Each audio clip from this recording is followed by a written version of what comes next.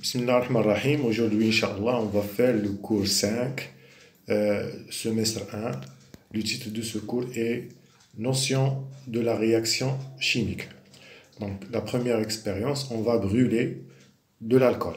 Donc, on dispose d'un flacon, d'une bouteille d'alcool, d'une coupole et de l'eau de chaud et d'une bouteille vide, bien sûr, et froide. On va allumer de l'alcool, voilà. Vous voyez que la flamme est jaune et éclairante.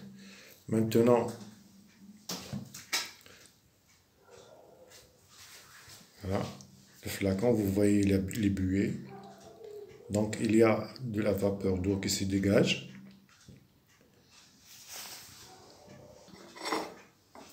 On va y ajouter de l'eau de chaud.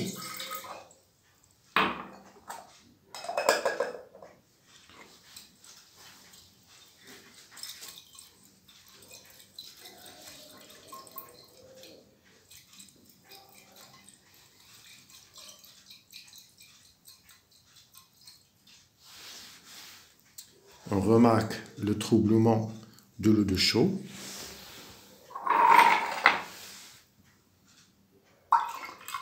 Voilà, comparant l'eau de chaud troublée avec l'eau de chaud qu'on a utilisée.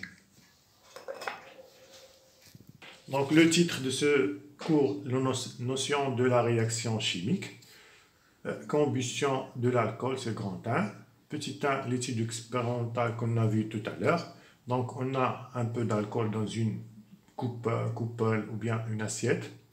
On a la flamme est jaune et éclairante. Des gouttelettes d'eau se forment aux parois intérieures de la bouteille d'eau. Et lorsqu'on a ajouté de l'eau de chaud dans la bouteille, on a remarqué le troublement de l'eau de chaud, ce qui prouve bien sûr l'existence du dioxyde de carbone. Donc on note les observations suivantes. D'abord, formation de gouttelettes d'eau aux parois internes du flacon. Et la deuxième observation, c'est l'eau de chaud se trouble, ce qui met en évidence le dioxyde de carbone. Donc, dans la conclusion, petite 3 conclusion, la combustion de l'alcool est une transformation chimique au cours de laquelle l'alcool et le dioxygène disparaissent, tandis que l'eau et le dioxyde de carbone apparaissent. Donc, on appelle cette transformation chimique réaction chimique. Le bilan de cette réaction chimique s'écrit alcool plus dioxygène, flèche eau plus dioxyde de carbone. Donc on appelle l'alcool et le dioxygène les réactifs et on appelle le dioxyde de carbone et l'eau les produits de cette réaction. Passons à la deuxième expérience qui constituera le deuxième paragraphe qui est la réaction entre le carbone et l'oxyde de cuivre 2. D'abord, le carbone, et c'est un corps noir, c'est une poudre noire bien sûr, on peut la voir comme poudre noire, et l'oxyde de cuivre 2, lui aussi, c'est une poudre noire. Donc, on a deux corps qui sont noirs. On va mélanger bien sûr par des proportions bien déterminées ces deux corps-là, puis on va les chauffer. On a besoin aussi de l'eau de chaud pour mettre en évidence si l'existence ou pas de dioxyde de carbone. Donc, voilà, on chauffe grâce à un bec benzène. Le mélange constitué du carbone et de l'oxyde de cuivre et on remarque le dégagement d'un gaz qui trouble l'eau de chaud.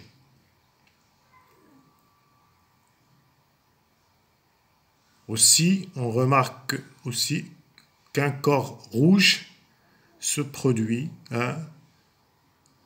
apparaît un corps rouge dans le tube à essai dont on a chauffé le mélange du carbone et de l'oxyde de cuivre 2. Et bien, ce corps-là il a une couleur caractéristique qui est la couleur rouge brique. Cette couleur est caractéristique du cuivre, du corps cuivre. Donc le corps qui a apparu n'est autre que le cuivre. Donc, grand 2, réaction du carbone avec l'oxyde de cuivre 2. Petit 1, étude expérimentale. Donc, c'est le dessin de l'expérience qu'on a vu tout à l'heure. Donc, on a un mélange de carbone et d'oxyde de cuivre 2. Bien sûr, un mélange homogène parce que les deux corps sont noirs, bien sûr. Donc, durant le chauffage de ce mélange, on a remarqué l'apparition d'un corps rouge brique et aussi l'eau de chaux s'est troublée dans l'expérience. Donc, le troublement de l'eau de chaux prouve l'existence du dioxyde de carbone et ce corps-là dont on a parlé tout à l'heure. Donc, observation. Petit 2, observation. L'eau de chaux se trouble, ce qui met en évidence le dioxyde de carbone. Un corps solide rouge brique se forme. Bien sûr, cette couleur est caractéristique du cuivre. Donc, c'est le cuivre. Petit 3, conclusion. Au cours de cette transformation chimique, le carbone et le dioxyde de carbone le carbone et l'oxyde de cuivre 2 disparaissent, tandis que le cuivre et le dioxyde de carbone apparaissent. Donc, on appelle cette transformation chimique réaction chimique. Le bilan de cette réaction chimique s'écrit carbone plus oxyde de cuivre 2, flèche, cuivre plus dioxyde de carbone. Le carbone et l'oxyde de cuivre 2 sont les réactifs. Le cuivre et le dioxyde de carbone sont les produits de cette réaction. Donc le dernier paragraphe 3, bien sûr, définition de la réaction chimique. Donc par définition, la réaction chimique est une transformation chimique au cours de laquelle des corps disparaissent et sont appelés les réactifs, tandis que de nouveaux corps apparaissent et sont appelés les produits. Donc, toute transformation entraîne la disparition de certains corps et l'apparition d'autres corps est appelée réaction chimique. Petit 2, remarque. Les transformations physiques. Les transformations physiques sont les changements d'état physique, c'est-à-dire la fusion, la solidification, l'évaporation, etc. ne sont pas des réactions chimiques. Pourquoi?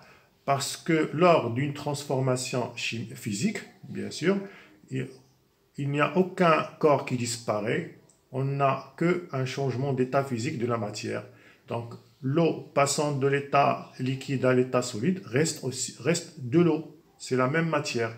Le fer passant de l'état solide à l'état liquide reste la même matière, c'est le fer. Donc il n'y a aucun corps qui a disparu et aucun corps n'a apparu.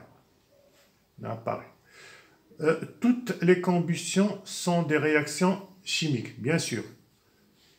Les combustions sont une partie seulement des réactions chimiques. Toute combustion est une réaction chimique, mais par contre, toute réaction chimique n'est pas forcément une combustion. Il y a d'autres réactions à part les combustions, et on a vu tout à l'heure la réaction entre le carbone et l'oxyde de cuivre 2. Ce n'est pas une combustion, on a chauffé ces matières, on ne les a pas brûlées. Donc c'est une réaction chimique.